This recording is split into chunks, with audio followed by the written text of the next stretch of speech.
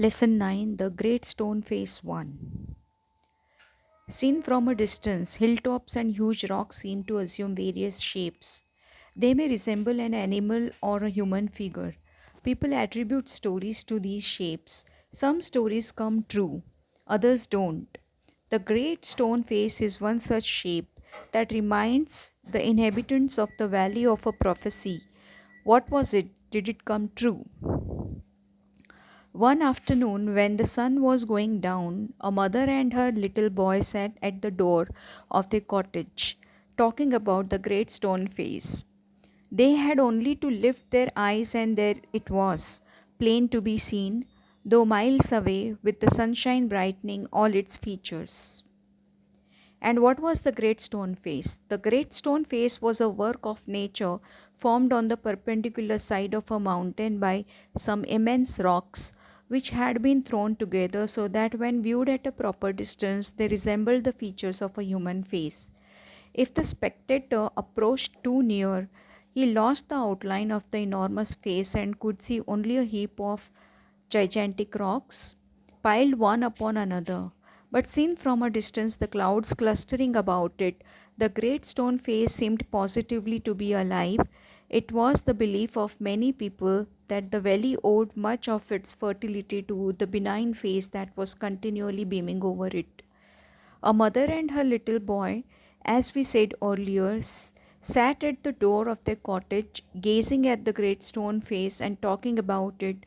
The child's name was Ernest. Mother, said he, while the great face smiled on him, I wish that it could speak, for it looks so very kindly that its voice must indeed be pleasant. If I ever see a man with such a face, I should love him very much. If an old prophecy should come to pass, answered his mother, we may see a man sometime with exactly such a face as that.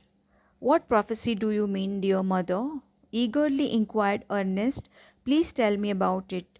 So his mother told him a story that her own mother had told her when she herself was younger than little Ernest, that at some future day a child should be born near here, who was destined to become the greatest and noblest person of his time, and whose face in manhood should bear an exact resemblance to the great stone face. Many still had faith in this old prophecy, but others took it to be nothing but idle talk. At all events, the great man of the prophecy had not yet appeared. "Oh, mother," cried Ernest, clapping his hands above his head, "I do hope that I shall live to see him." His mother was an affectionate and thoughtful woman. It was proper, she thought, not to discourage the fanciful hopes of the little boy. So she said to him, "Perhaps you may." And Ernest never forgot the story that his mother told him. It was always in his mind whenever he looked upon the great stone face.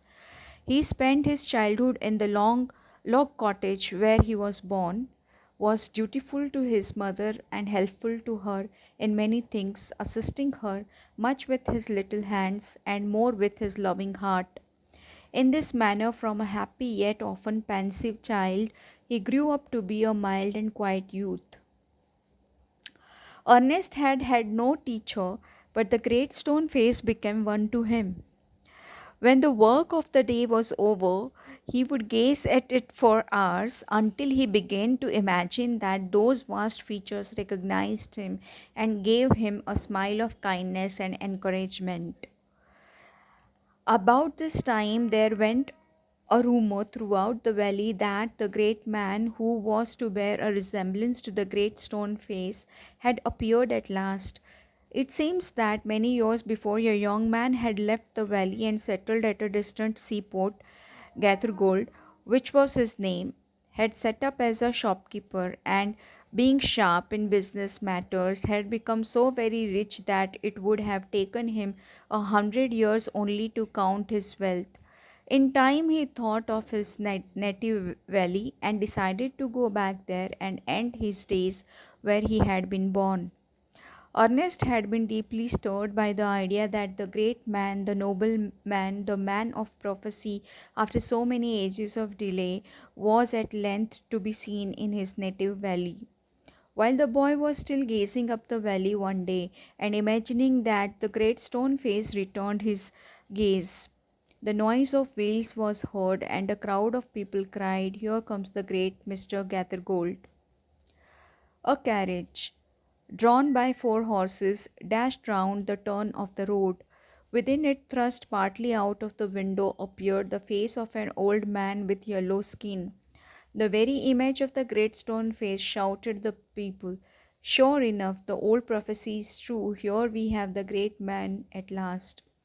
And what greatly puzzled Ernest, they seemed actually to believe that here was the likeness which they spoke of. He turned away sadly from the wrinkled shrewdness of that unpleasant face and gazed up the valley where the stone face seemed to say, "He will come, fear not, Ernest, the man will come."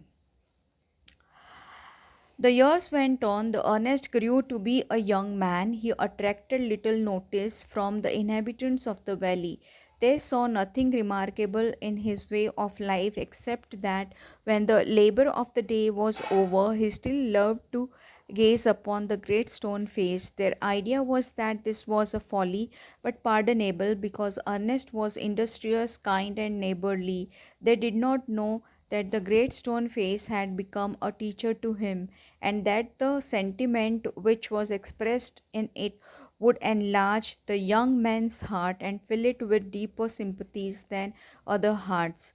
They did not know that from this would come a better wisdom than could be learnt from books. Neither did Ernest know that the thoughts which came to him so naturally in the fields and at the fireside were of a higher tone than those which all men shared with him. A simple soul, simple as when his mother first told him this old story, he beheld the marvelous face looking down the valley and still wondered why its human likeness was so long in coming. By this time, poor Mr. Gathergold was dead and buried. His wealth, which was the body and spirit of his existence, had disappeared before his death. Since the melting away of his gold, it had been generally agreed that there was no great likeness after all between the ruined merchant and the majestic face upon the mountain. It so happened that another son of the valley had become a soldier many years before. After a great deal of hard fighting, he was now a famous commander. He was known on the battlefield by the name of Blood and Thunder. Old and tired now, he had lately expressed a desire to return to his native valley. The inhabitants, his old neighbors, and their grown up children prepared to welcome the renowned commander. It was being said that at last the likeness of the great stone face had actually appeared.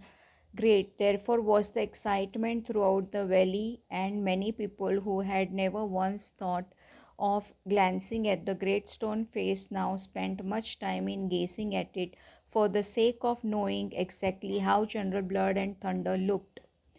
On the day of the general's arrival, Ernest and all the other people of the valley left their work and proceeded to the spot where a great banquet had been prepared.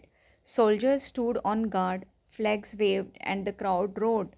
Ernest was standing too far back to see Blood and Thunder's face. However, he could hear several voices. "It is the same face exactly," cried one man, dancing for joy. "Wonderfully like it, that's fact," replied another. "And why not?" cried a third. "He is the greatest man of this or any other age beyond a doubt." Ernest at last could see the general's face, and in the same glance to the side he could also see the great stone face. If there was such a likeness as the crowd proclaimed, Ernest could not recognize it. "Fear not, Ernest," said his heart, as if the great stone face was whispering to him. "Fear not, Ernest, he will come."